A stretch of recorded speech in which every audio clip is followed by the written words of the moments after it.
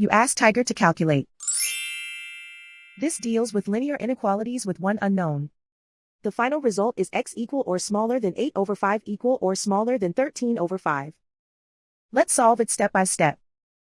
Group all constants on the right side of the inequality. Add 2 to both sides.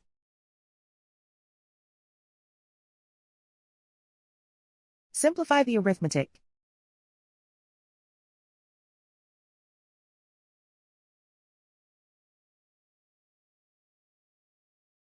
Isolate the x. Divide both sides by 5.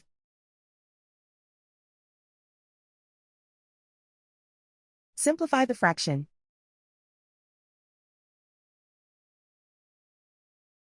Plot the solution on a coordinate grid.